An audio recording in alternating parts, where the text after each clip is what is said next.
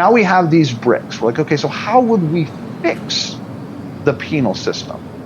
And I say that's actually fairly tricky. So what we can do is we can look at other places who have done it well. We can look at the Netherlands. We can look at Switzerland. We can look all over in Europe where their recidivism rate is lower than ours. As soon as you start looking at countries and you see their recidivism rates, you can directly see the correlation between how their prisons and penal systems operate.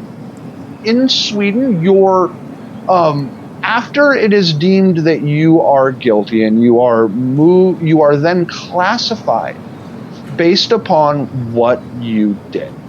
Okay? And that classification then puts you into a specific institution that is best fit for your needs.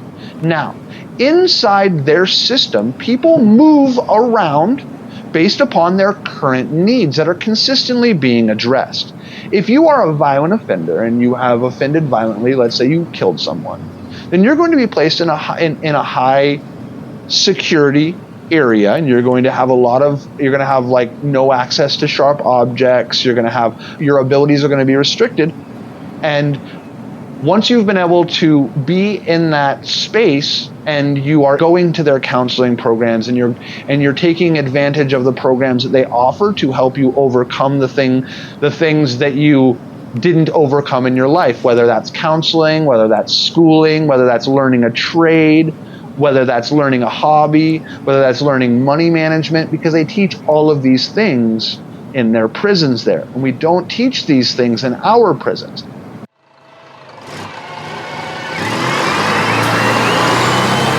See, they learn, hey, I can be productive in a way that makes me feel good, and that feeling good helps me be more productive. And so it literally teaches these people physically and mentally how to care for themselves and others, which allows for deeper connections amongst people, which then we know that the closer the connections that people have with each other, the less likely they are to commit crimes. The deeper their connections to each other, the less likelihood that they are going to hurt each other. This is fact.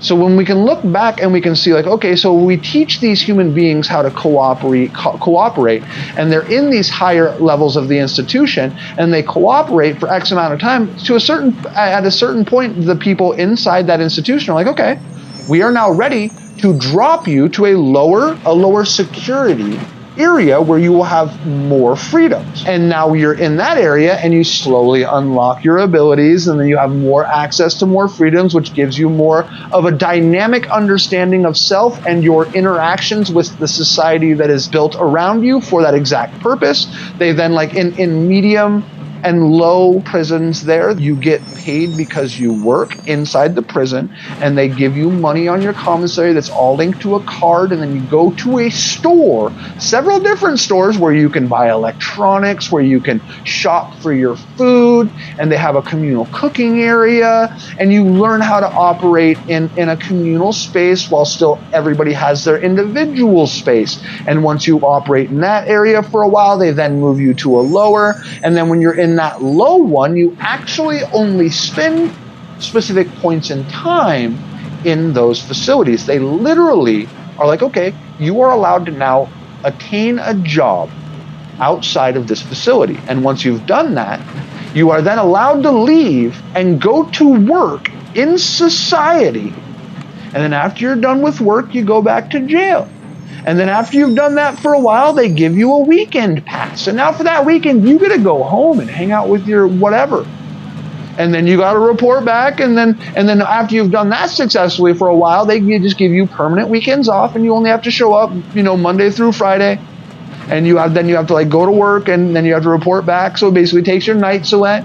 And then after that, once a certain point's hit, then they're like, okay, well, you're just free to go, sir. Congratulations. You are now a working member of society. And because that society itself knows how good their penitentiaries are and how good they work, they then treat those people like equals. They don't demonize them. They're like, yeah, you may have made a mistake, like if you robbed a bank, you're probably not going to get a job in a bank again, but you can get a job in an oil derrick, or you can get a job in building houses, or any number of things. So correct me if I'm wrong, but it sounds like they still do lower them down. They become lower class citizens in a way because they have less rights, less ability, but that they provide inroads back into society. So what I mean by rights is like, I took away your right to the space of your choosing. Okay, I take away your right to, exactly, and then I give you more and more of these this autonomy back. Yep. How can we make our system like that? Okay. Well, that actually starts at home. That starts with each individual one of us realizing that just because someone made a mistake that was a crime doesn't make that person less than. It doesn't make them a bad person automatically. And even and not assuming that we can use these we have to hit a point where we don't continue to think that, just a tiger can't change its stripes or whatever. That's a thinking error, man. Assuming that people can't change, assuming that people can't grow, assuming that people can't become more, assuming that once something is something, it's always that something, is faulty logic in its core. And until we root that from within ourselves, until we root that from our family, and we have to not allow that within our own households. We have to not allow that within ourselves. We have to extricate that. We have to not jump to a conclusion regardless, And that's what we're doing. We're excusing bad behavior based upon these social paradigms. And it's unconscionable. And it's like, we look back on people now, we're like, oh, that guy owned a slave. What a piece of shit. It's like, well, you think that, but you're over here right now denigrating human beings and saying it's okay that we pay them 25 cents an hour to stamp emblems because they're less than human. And we're like, oh, that's not the same as slavery because they deserve it. And it's like, cool, all right, addendum noted. That doesn't necessarily stop the fact that you're excusing bad behavior based upon a social dynamic that's going to be, that we will look back on this time with disgust. We will look back on this time, the way that we treated people that were incarcerated, the way that we treated people that we viewed as others, the way that we treat others is deplorable, and we should be ashamed of ourselves. And if you're not ashamed of your actions based upon these judgments, then that's actually the problem. The problem isn't society. The problem isn't the justice system. These are problems that are actually waves that come out from the root problem, and that root problem is actually our attitudes towards people that we deem as others.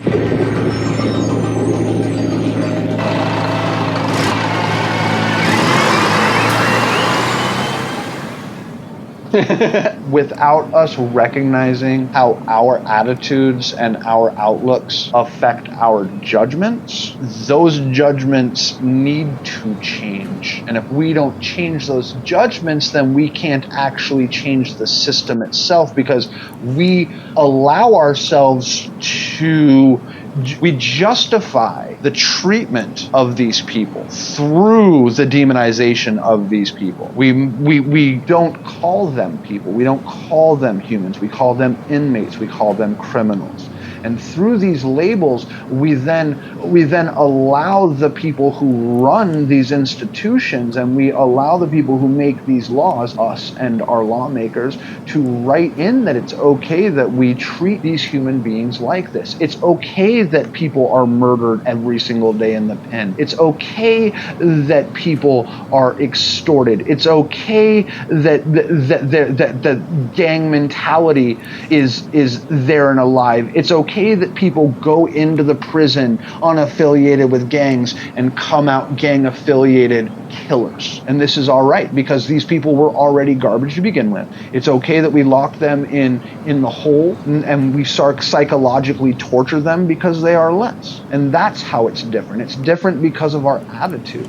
Our attitude allows this to continue. And the only way that we can get that to stop continuing is to own our part of it. That's the only way we can instigate change. Wow, holy shit.